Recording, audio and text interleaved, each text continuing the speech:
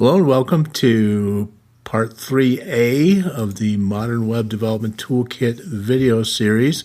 This is tied into the guides that were published about the toolkit. Now, if you're not sure what I mean, go back to Part 1 where I describe the tools in the kit. They're all open source, they're all free, they're all very cross-platform. It's just kind of basic infrastructure for web developers in particular, students, other developers can be using these tools as well, particularly the one we're talking about today.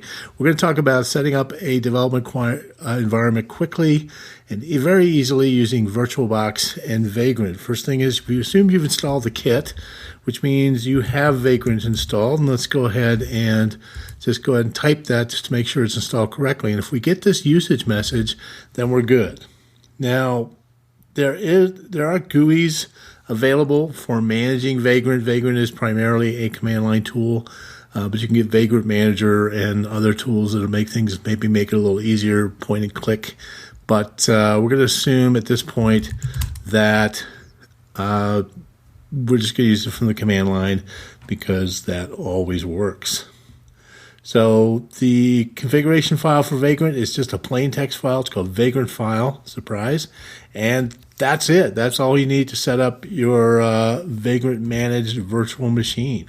You can very easily modify it. You can add features. You can even run commands automatically on your virtual machine. So the first thing you need is a Vagrant compatible virtual machine image.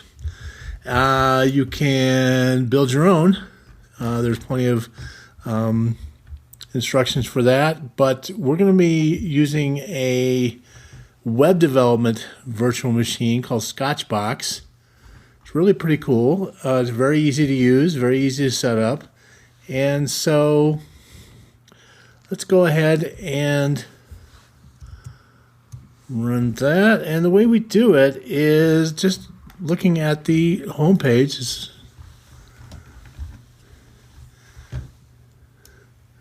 We just use Git, which we've installed as part of our kit. And we just clone it off of GitHub. Boom. And there we go. And now we're all set to go. Now, I've already done this before. I put it into a folder called Scotchbox, and oddly enough, so that it's going to save a little time. And let's take a look at the contents of our project folder here. First one is we've got the README, and this is in Markdown format. That's the .md file there. And I recommend you learn Markdown if you haven't already. It's become more or less the standard README markup language.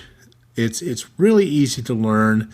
It's very readable. It converts really easily to clean HTML, and it's used more and more basically because it's very handy, and you can create styled text without RTF or learning anything really complicated. So next, of course, I mentioned we had the Vagrant file. In this case, it's very, very easy. All we have is config VM box. There's the name of the box is box, and the name of the image, and Scotch is the image provider. And then we can set up the networking on here. In this case, we have private network or the host-only networking. And there's the IP address. We can change that to whatever we want, pretty much, since it only connects to us. And then the host name, of course, we can modify that if you want. And we'll just leave it there it is. And we also have synced folders, and we're going to talk about what that means in a bit, because we're going to make use of that synced folder. What it means is you can have a folder on your desktop that synchronizes between a folder on your virtual machine. So this lets you very easily work with files on your desktop using your favorite tools, whatever they may be, and then these files will synchronize onto your virtual machine where you've got your servers and your other stuff, and you can just run it. We're going to see We're going to take a look at that in a bit. Also, we have a folder called public.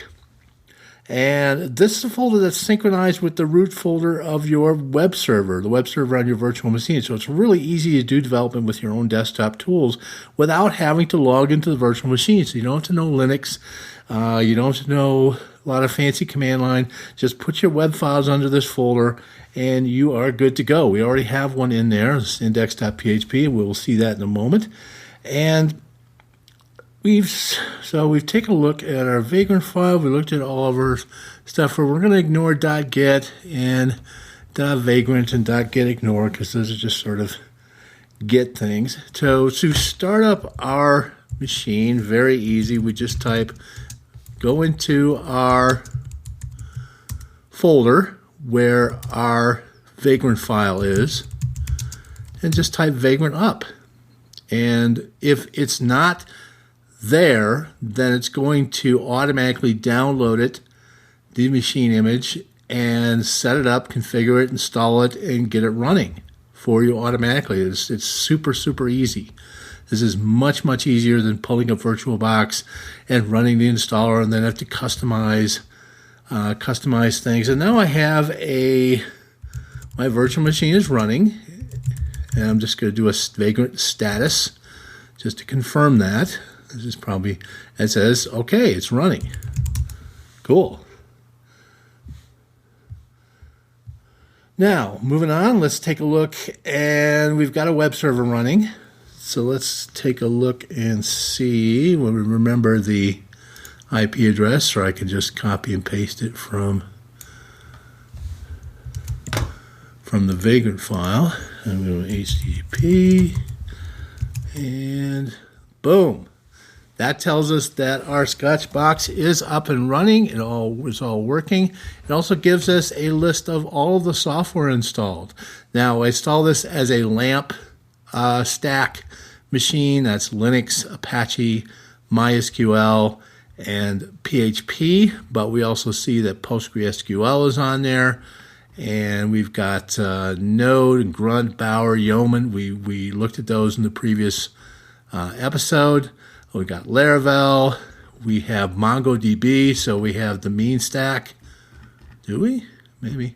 We could very easily set up the mean stack on here, and it also gives us, like, here's our secure shell credentials and all the PHP modules installed. Very, very handy. Now, this is all running on our local virtual machine. So I'm going to go ahead and show you how easy it is to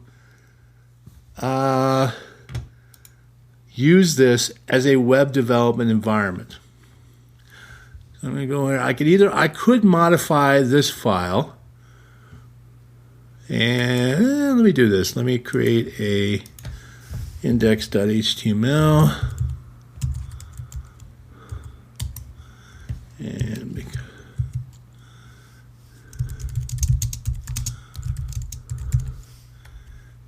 and do a quick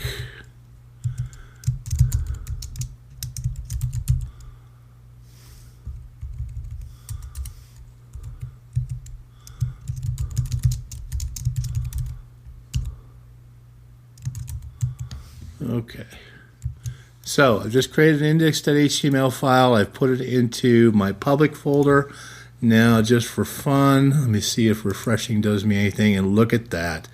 Well, I misspelled Scotchbox.